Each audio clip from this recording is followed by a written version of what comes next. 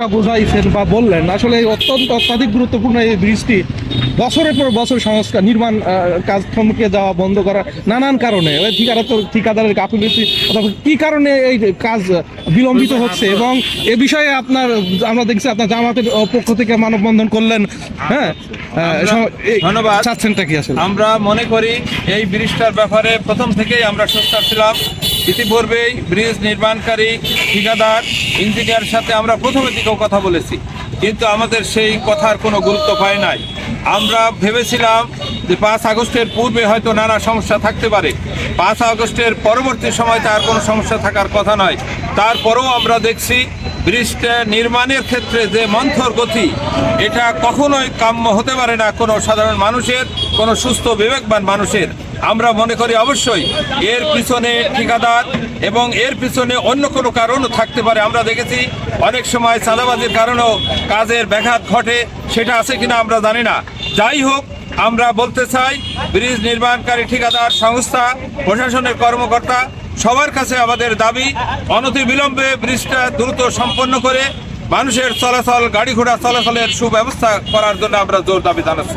3টি উপজেলার মানুষের যে চলাচলের একমাত্র শুধু এই দুর্ভোগই নয়, এখানে দিয়ে 3 উপজেলার মানুষের কিন্তু অসংখ্য অসুস্থ রোগী এখান দিয়ে অ্যাম্বুলেন্সে করে প্রতিদিন যাতায়াত করত।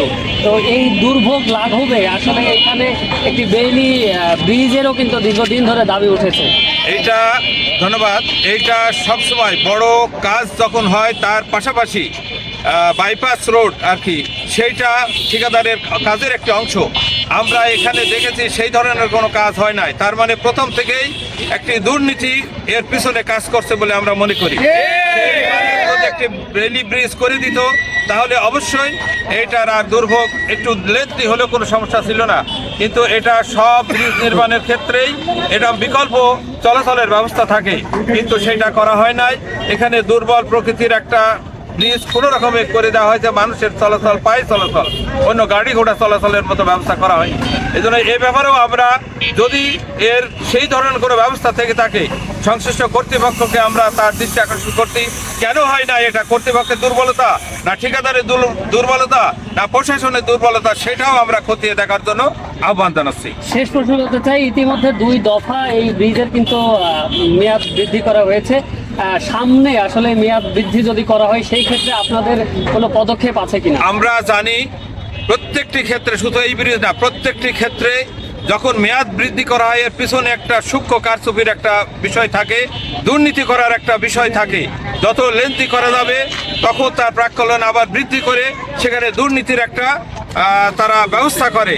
এই জন্য আমরা চাই নির্ধারিত যে সময়, সেই সময়ের মধ্যে শেষ করতে হবে। যদি শেষ করা না হয় তাহলে আমরা বৃহত্তর আন্দোলন গড়ে এর প্রয়োজনীয় ব্যবস্থা গ্রহণ করবো ইনশাআল্লাহ।